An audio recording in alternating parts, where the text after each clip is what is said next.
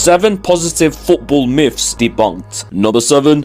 CR7 doesn't drink alcohol.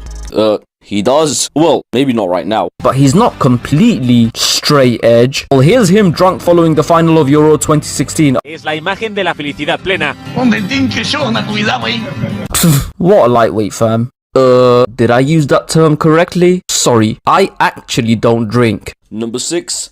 Alan Shearer chose loyalty over trophies. The way this story has been told is that Shearer had a choice between guaranteed trophies at United or little old Newcastle, where he would flounder about in the mid-table. But in reality, Newcastle United were actually the second best team in the country when Shearer joined, spending a lot of the previous season at the top of the table, even 10 points clear on Boxing Day. Alan Shearer was basically signed as a final piece of the puzzle to take Newcastle to the title. Number 5.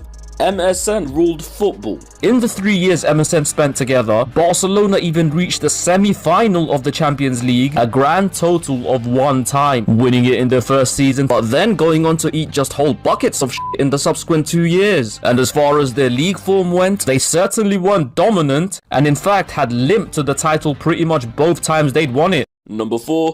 Ronaldinho's non-existent standing ovation. It didn't happen. But what did happen was that the commentators happened to come across a handful of magnanimous Madridistas paying their respect. That's it. Literally a handful. This got blown way out of proportion and somehow turned into the entire stadium giving him a standing ovation.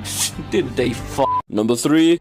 Steven Gerrard carried Liverpool throughout his career. Because you see, Liverpool from 1998 to 2004 were mainly a very solid and organized team and had one of the best players in the world in Michael Owen in their books. And then after 2007, they probably had their best team during Gerrard's time there. You know, the one with the likes of Alonso, Hippier, Mascherano, and once again, one of the best players in the world in Fernando Torres. Number 2. Claude Makelele invented a new position. CDM position is often known as the Makelele role. Well, on that, I genuinely feel Jose Mourinho deserves more credit for that. It was Mourinho who was the first manager to achieve big success in the Premier League outside the traditional 4-4-2. Jose played a strict anchor, who happened to be Claude Makelele. And that is my point. It became known as the Makelele role, not because players like Makelele weren't around in England before him, but the role wasn't around before his manager. Huge difference. Number 1. Messi